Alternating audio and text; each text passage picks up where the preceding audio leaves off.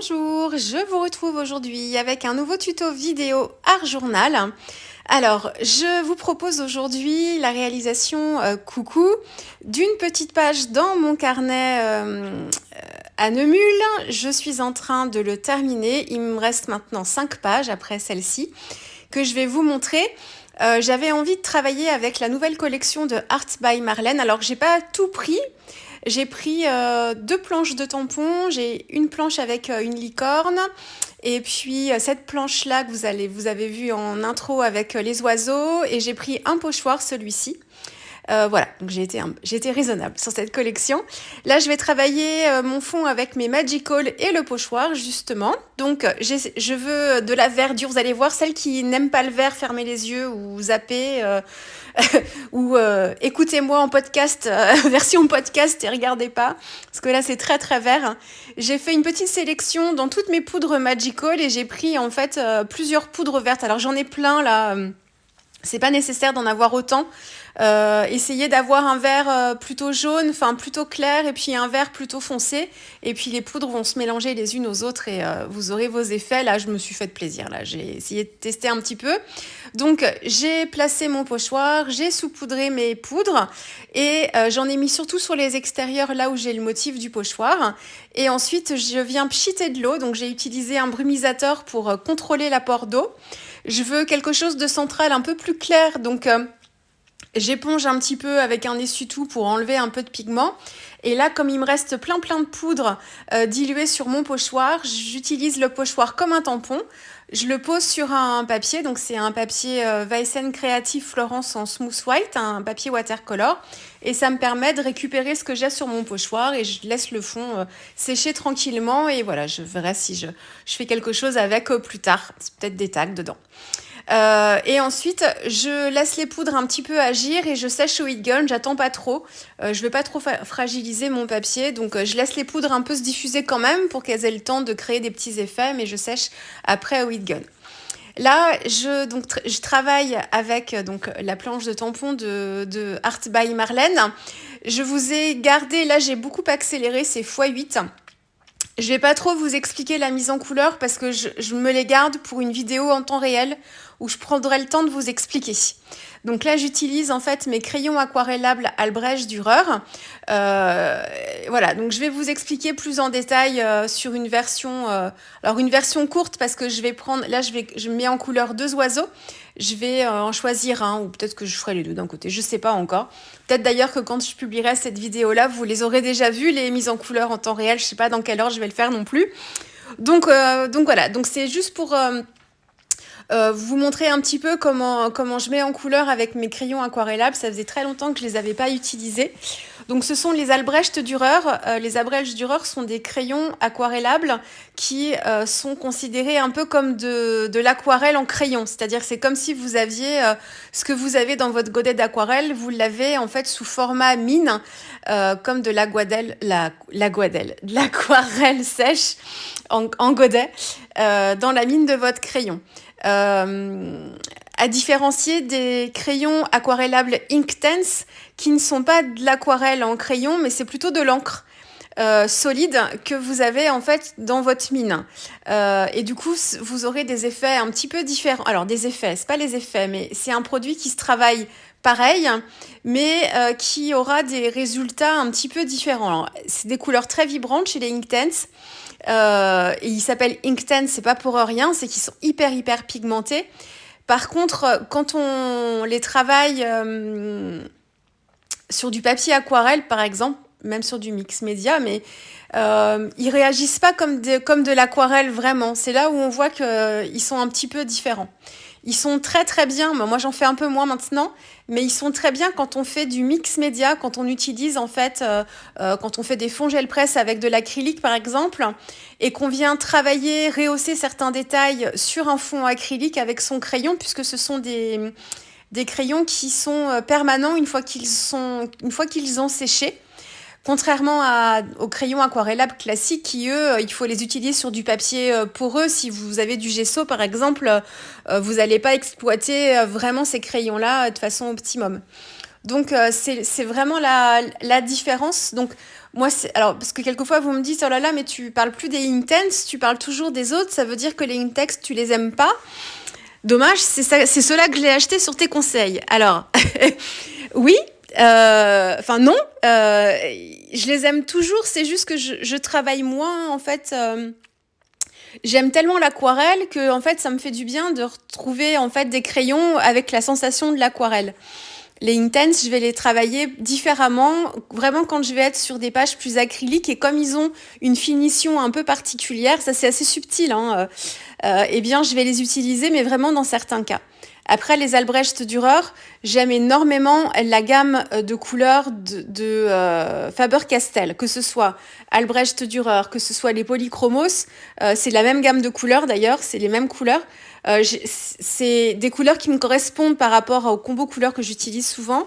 Il y a des couleurs qui sont plutôt classiques mais passe-partout et j'arrive toujours à trouver mon bonheur. Ce qui n'est pas forcément le cas pour moi chez Caran d'Ache. Mais là encore, c'est vraiment, c'est pas une question de qualité, c'est une question de goût personnel en fait. Mais voilà, donc je sais que chez Caran d'Ache, c'est la gamme Muséum qui est réputée, qui me font de l'œil aussi parce que j'aime bien voilà compléter ma gamme au fur et à mesure, je suis très sensible en fait aux couleurs proposées par Faber-Castell, donc c'est tout simplement ça.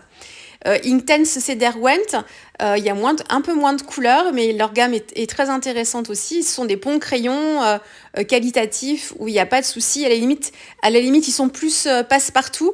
Si vous commencez et si vous voulez les utiliser pour plein de supports différents, si vous touchez un petit peu à tout parce que vous démarrez l'art journal et que vous êtes en pleine exploration, c'est une bonne gamme de crayons pour commencer parce qu'en fait, vous pouvez faire plein de choses avec.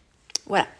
Là encore, je me permets de discuter parce que là aussi, cette mise en couleur que vous voyez en version accélérée x8, je vais vous la proposer aussi en temps réel. Donc, je me permets de papoter parce que je vais pouvoir avoir le temps de vous expliquer vraiment mes mises en couleur. Là, je suis en train de travailler une mise en couleur avec les Magical qui m'ont servi pour mon fond. Donc, voilà, je vais tout vous réexpliquer bien. Donc mon fond, je l'ai complété un tout petit peu avec un tout petit peu de tamponnage, un tampon Holland Create que j'utilise tout le temps avec ces écritures un petit peu entremêlées comme ça et c'est des noms de fleurs. Je l'adore ce tampon parce qu'en fait, il permet de texturer un fond très facilement, alors que ce soit des noms de fleurs ou autre chose. Enfin, c'est pas qu'on s'en fiche, mais là, est-ce qu'on voit certains noms quand même? Si, on voit quand même certains noms. Mais j'aime bien l'utiliser. Donc là, c'est juste pour apporter un petit peu de contraste noir. Là, je suis en train d'apporter un petit peu de texture avec une pâte de texture Nuvo. C'est l'Indian Gold que j'aime beaucoup. J'ai eu peur de la retrouver complètement sèche parce que ça fait 1 an que le pot est ouvert et ça fait longtemps que je m'en suis pas servie. Et alors effectivement, elle s'est durcie, elle est beaucoup moins mousseuse que quand je l'ai ouverte. Par contre, elle se travaille encore très bien avec la spatule. Donc un conseil, si vous avez des pots de pâte comme ça, alors surtout les Nuvo et encore pire, les Distress c'est de chez Ranger, c'est même un pot de Ranger, une fois que vous l'avez ouvert, vous pouvez, même en mettant la technique du petit plastique, là, le petit cellophane bien plaqué contre la pâte pour éviter qu'il y ait de l'air en fait et éviter que ça sèche trop vite. Mais même en faisant cette technique-là avec les pâtes de Distress de chez Ranger, votre pot il vous fait 3 mois et enfin voilà, et ça sèche et même quand c'est dur, on peut pas remouiller en mettant de l'eau dedans, hein. C'est une technique qu'on peut utiliser certaines fois, mais quand elle est vraiment dure comme de la pierre, c'est fichu, on peut rien faire. Donc je vous assure que c'est très vexant. Heureusement que les pots sont pas très grands. Chez Nuvo, en faisant avec cette technique du plastique, on arrive à prolonger. Moi, je vous dis, hein, je l'ai acheté à version scrap l'année dernière. Donc là, voilà, ça fait 1 an, presque pile poil. Voilà, je peux encore m'en servir. Je pense que dans 6 mois, ce sera plus possible, hein. Malheureusement. Mais bon, c'est le petit problème de ces pâtes-là.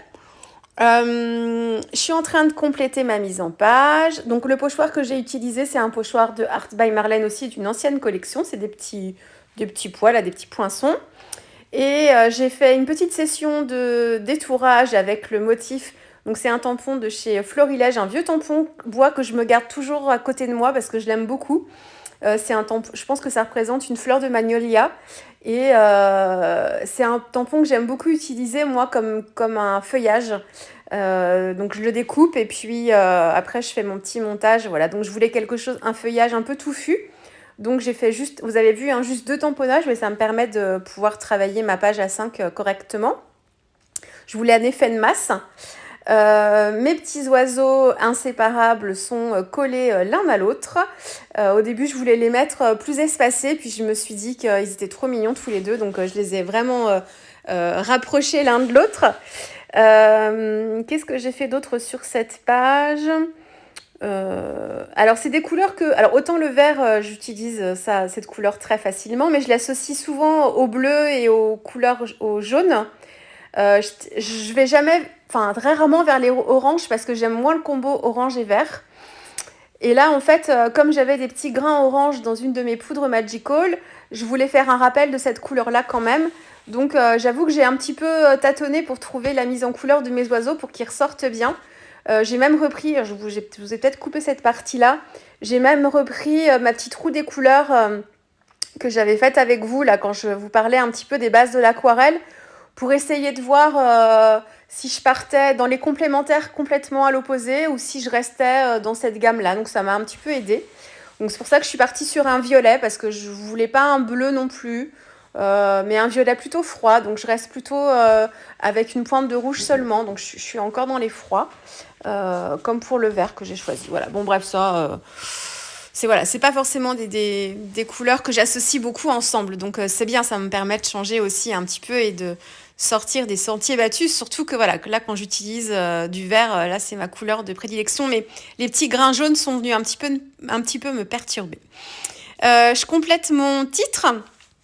Donc là c'est un tampon avec des textes en fait, des mots les uns sous les autres que j'ai tamponné. Et comme les mots sont assez espacés, c'est facile de pouvoir en faire des étiquettes isolées pour pouvoir reconstituer mon titre comme ça. Bon, c'était histoire de mettre un titre, hein, parce que... Puis j'apporte un petit peu de blanc aussi, parce qu'il en manque un peu. Et là, en plus, je vais en enlever, parce que quand, là, vous me voyez faire un trait, prendre mon Posca noir, j'étais gênée par le pochoir... qui avait des bords de chaque côté. Donc au début, je comptais pas utiliser de masking tape. Et puis en fait, après, finalement, j'ai voulu en prendre pour me faire un cadre tout autour.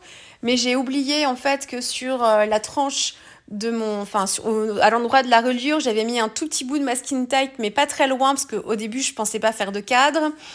Donc en fait, je me suis retrouvée avec... Et en plus, le masking tape, c'est le même que je prends d'habitude, mais avec les poudres, j'ai pas dû bien le plaquer, enfin ça a dû réagir et du coup les poudres sont passées en dessous, donc c'était pas net.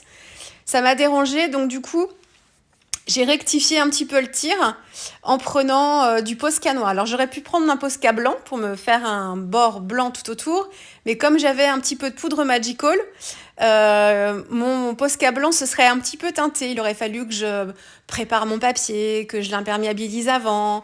Et même en faisant ça, c'est pas toujours nickel non plus. Donc je me suis dit, avec du noir, je vais régler le problème. Et puis le matage, il peut se faire aussi bien avec du noir ou avec du blanc, hein. Ça va faire sortir aussi un petit peu les détails. Donc voilà, donc il me manquait du blanc. Donc j'ai repris un peu de blanc en prenant mes étiquettes. Là, j'ai essayé de vous faire les photos pour que vous vous rendiez bien compte des couleurs. Donc on est au cœur de la forêt tropicale pour moi là. Et c'est le printemps, quoi. Hein, voilà, donc besoin de couleurs en cette saison. Bon là, en plus, on a les gibolets en plein dedans, mais c'est bien, il pleut, il en faut, je crois. Donc on va pas se plaindre de la pluie en ce moment. Allez, bref, c'était mon petit point météo. Je vous laisse avec les dernières photos et puis on se retrouve très vite avec une prochaine vidéo. Au revoir.